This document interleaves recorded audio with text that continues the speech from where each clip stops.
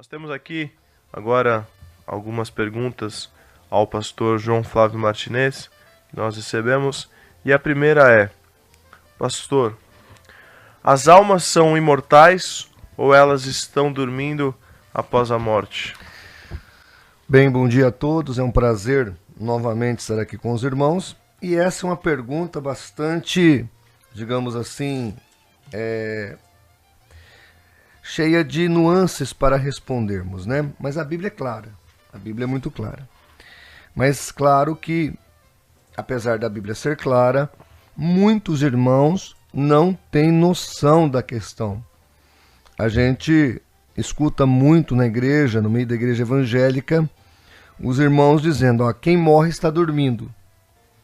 A Bíblia fala dezenas de vezes sobre a morte como um sono, mas no sentido do corpo. Então o corpo, ele está dormindo. Neste sentido, ela é colocada como um sono. Entretanto, o Senhor Jesus, os apóstolos, eles não tinham essa visão que a pessoa morta estava inconsciente no mundo espiritual. Ao contrário. Olha aí a sua Bíblia, pegue sua Bíblia.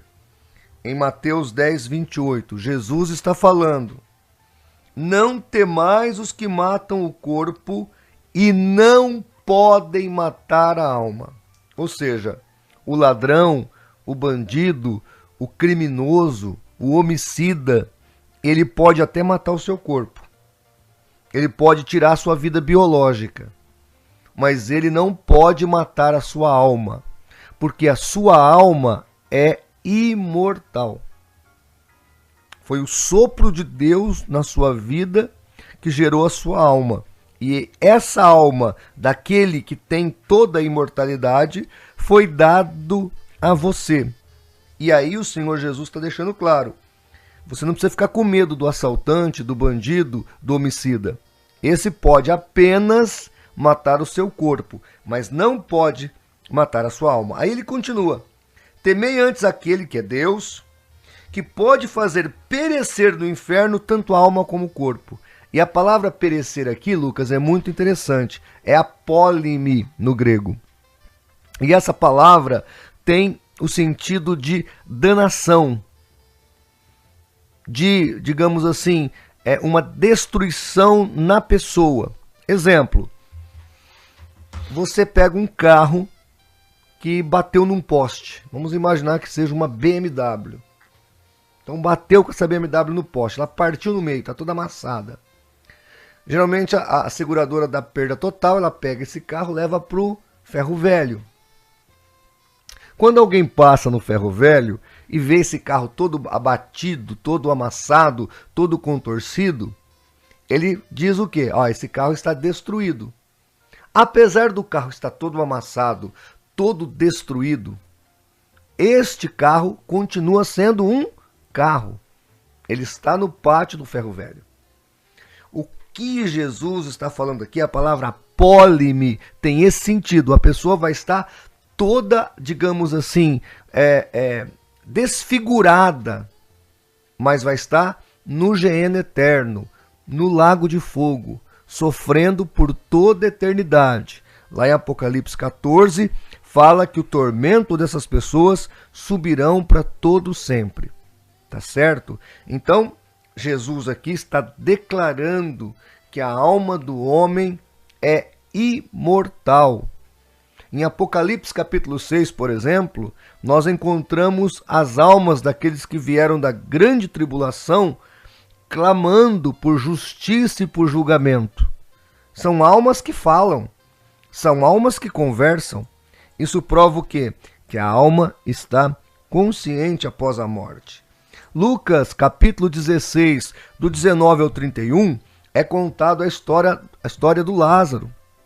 E ali mostra Lázaro no paraíso, no seio de Abraão, no céu, tudo sinônimo, e o rico no Hades, no local de tormento, padecendo por causa da sua impiedade e dos seus pecados. Então o Senhor Jesus deixa claro que o espírito de um indivíduo, apesar de morto, ele está guardado em consciência. O corpo está como se fosse dormindo, mas o espírito dessa pessoa está consciente.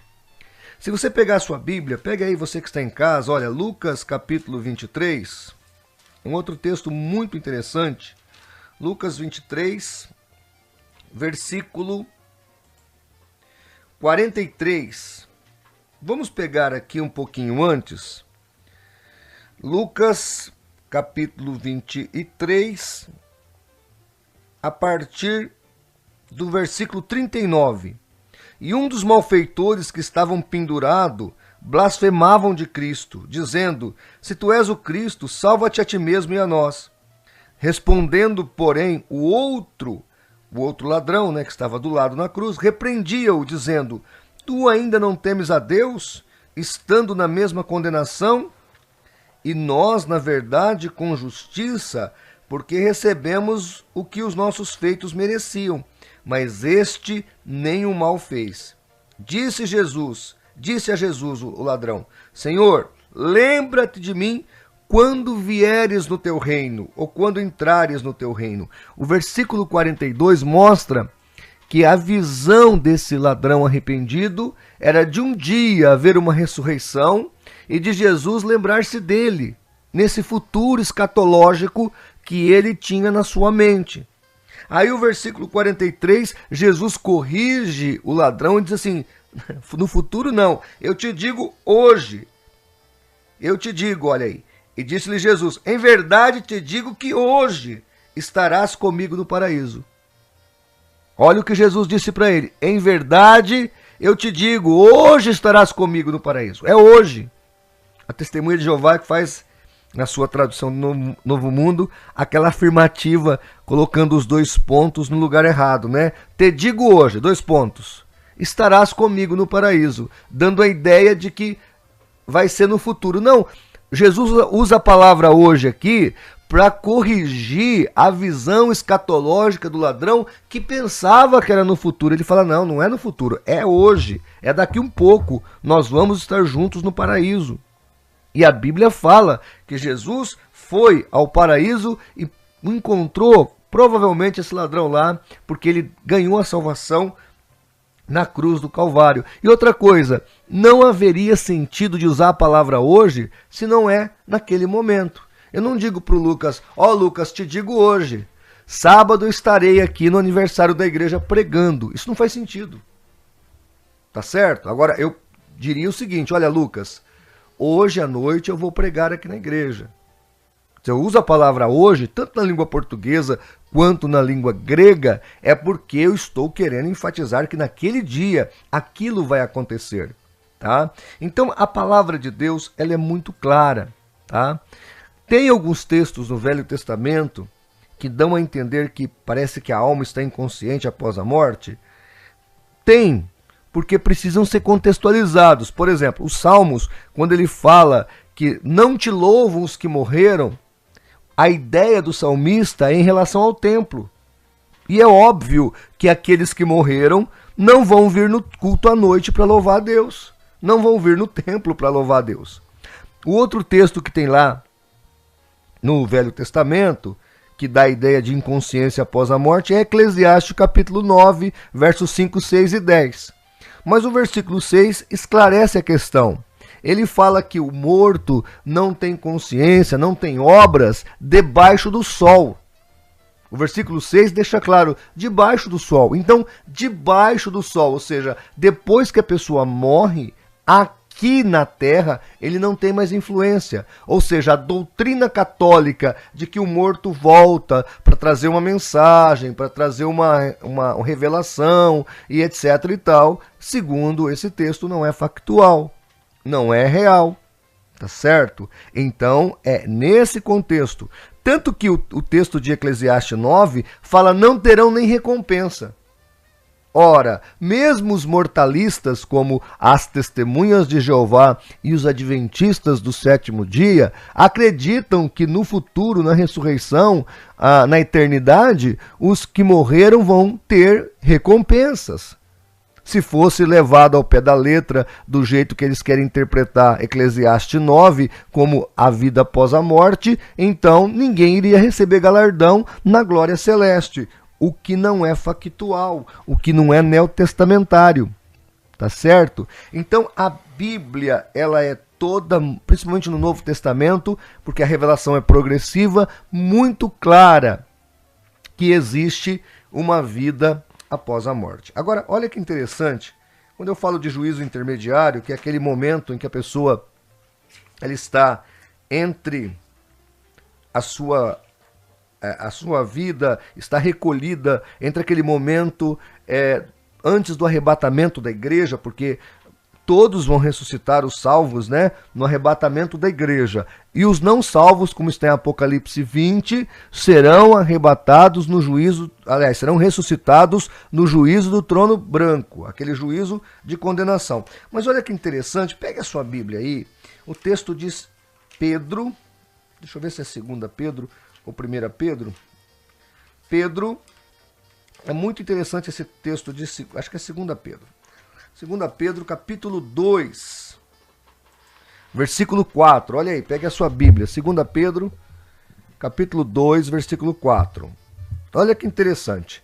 Porque se Deus não perdoou aos anjos que pecaram, mas havendo lançados no inferno, os entregou às cadeias da escuridão, ficando reservados para o juízo. Então aqui, Lucas, está muito claramente explicitado que Deus pegou esses anjos rebeldes que pecaram, um grupo de anjos, e trancafiou-os no inferno, em escuridão, em cadeias, para que um dia eles fossem julgados. Todos nós conhecemos essa história desses anjos presos, tá? Agora, olha que interessante, no versículo 9, pegue aí a sua Bíblia, 2 Pedro 2,9. Assim diz a palavra: sabe o Senhor livrar da tentação os piedosos. Presta atenção. E reservar os injustos para o dia do juízo, para serem castigados. Veja, reservar os injustos para o dia do juízo, para serem castigados. Então, como é que Deus reserva esses injustos? Como ele fez com os anjos, no versículo 4. Lá em Mateus 25:41 está escrito que o inferno foi preparado para o diabo e seus anjos. O homem no inferno é um intruso, mas como o homem também se rebelou contra Deus, ele vai ter o mesmo destino, ele vai para o inferno. Então veja, assim como Deus guardou os anjos, e é óbvio que os anjos estão conscientes, Deus reserva todas as pessoas ímpias para o castigo conscientemente lá no inferno. Geralmente quando eu prego isso, a pergunta que vem é a seguinte: mas como é que Deus já coloca alguém, o espírito de alguém no inferno, sem ter sido julgado? Está mandando a pessoa para o inferno ou para o céu sem julgamento? Olha, pegue a sua Bíblia em João capítulo 3. A sua Bíblia vai mostrar isso. João capítulo 3, versículo 17. Porque Deus enviou seu Filho ao mundo não para que o condenasse, mas para que o mundo fosse salvo por ele. Olha o versículo 18. Quem crê nele não é condenado, mas quem não crê já está condenado. Eu costumo explicar para os meus alunos de teologia uma similaridade entre o que acontece aqui na nossa justiça com essa questão do estado intermediário, onde os mortos conscientes, tanto salvos como perdidos, são guardados. Um exemplo: a polícia chega no local e eu estou lá com um cutelo na mão e eu já imolei o nosso obreiro André. Puxa, a polícia chegou, Lucas, e me pegou imolando, matando o André. Eu matei o André. Tô com o machado na mão, eu quis fazer igual a Abraão. Só que Deus não mandou o cordeiro, eu falei, vai o André mesmo. Então eu imolei o André. Tá lá o André sacrificado, tadinho, mortinho. Polícia chega, me pega no ato criminoso, com o cutelo cheio de sangue, minhas mãos cheias de sangue. Eu sou pego em flagrante. Você que é advogado, Lucas, você sabe disso. Eu vou pra cadeia, já vou ser ali indiciado E eu não tenho como fugir da realidade, porque todos os indícios me levam a isso. Então eu vou para o tal do CDP, Centro de Detenção Provisória. Ali eu vou aguardar o quê? O julgamento. E o julgamento é apenas para definir a pena, porque condenado eu já estou. Eu fui pego em ato delito. Eu fui pego em ato criminoso. Então, eu ali vou para o Centro de Detenção Provisória. Após terminar isso, então eu vou para o julgamento e pego a condenação e vou para a cadeia. É isso que vai acontecer em Apocalipse 20 com os perdidos. E é isso que a Bíblia nos ensina. Você, ao morrer, está em Cristo, não há nenhuma condenação, vai para o paraíso, vai para o céu. Morreu condenado, vai para o Hades, já estando em tormento. Depois o Hades, as pessoas que estão no Hades vão ressuscitar, olha que interessante, vão ser sentenciados em Apocalipse 20 e jogados com um corpo ressurreto, como os salvos estão no céu, nos céus, os perdidos vão estar na hiena eterna, sofrendo e pagando o que por não ter sido achados nos livros da vida.